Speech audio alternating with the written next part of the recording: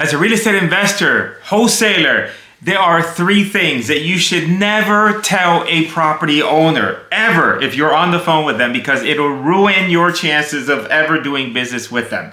And here's what they are. Number 1 is never tell a property owner that you are a wholesaler. You must always tell them that you are the buyer. You are the one that's purchasing the property. There's no reason why you should say the word wholesaler. Number 1 is that they don't know what that means. They have no idea, no context. We're on YouTube all day long. We know what wholesaling is. If you're a real estate agent, you know what wholesaling is potentially. But if you're a property owner where you sell a property every so often, maybe once every 10 or 15 years, you have no idea what it is. And so what ends up happening is that then the minute somebody, if you're a seller, the minute somebody says, oh, I'm a wholesaler, they're like, oh, I don't know what that is. I'm looking for a buyer. You're not saying you're a buyer, and that sounds really scammy, so that's not for me.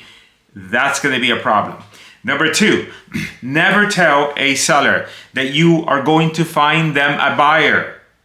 Common thread, you are the buyer. Remember that. If you tell a property owner, oh, you know what, I think I can find you a buyer. I have a network of buyers. Let me see if I can find you a buyer. You know what you're doing? You are practicing being a real estate agent without a license. And you know what that does? It gets you in a heap of trouble. Meaning that in most states, that is a felony charge. I believe it's like a 3rd-degree felony in most states. You do not want to do that. All right, jail. I've never been to jail. I don't plan on going to jail. You shouldn't either. It's hard to make money while you're in jail. Bottom line, you are the buyer. Never say that. The 3rd thing is that you never tell a property owner to pack up their bags because the property is sold until you find a buyer. Here's the deal. What you don't want to happen is you put a property in the contract. You're trying to find a buyer and you tell the seller, it is a done deal. You can pack your bags. You can start planning to that amazing trip that you wanted to go to Hawaii. And guess what? Seller believes you. They're like, yeah, that sounds like a great idea. Next thing you know, you call them and you're like, you know what, Mr. Seller, this isn't going to work out. So I'm going to have to go ahead and cancel the contract. And they'll say, what do you mean? And they'll say, well, I just bought 2 first-class tickets to Hawaii. And I just put a deposit on my new apartment. And now you're telling me that you're not going to close on my property? And you've got a whole heap of trouble right there. Do not do that. When you put a property in the contract as a wholesaler, you have an inspection period.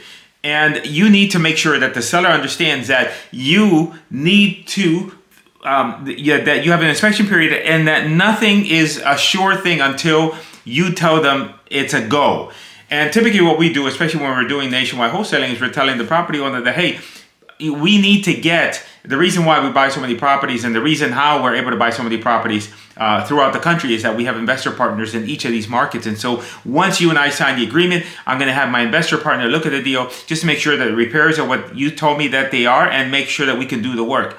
And then when that happens and they go there and they give me the blessing and they say, yeah, it's a done deal, at that point, I will tell you, hey, it's a pretty much done deal. I'm sending it to the title company and now you can start to do anything you want. But until then, until I get the partners to approve the deal, you got to hold on.